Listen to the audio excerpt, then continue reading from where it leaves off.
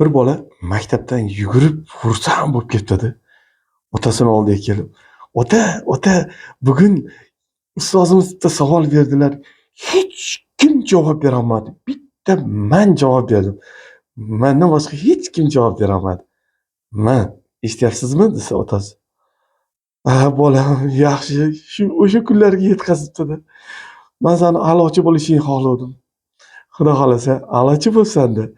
O'qituvchi nima deb savol berdi desa, haligi bola, "O'qituvchimiz sinf shunday sasib ketibdi.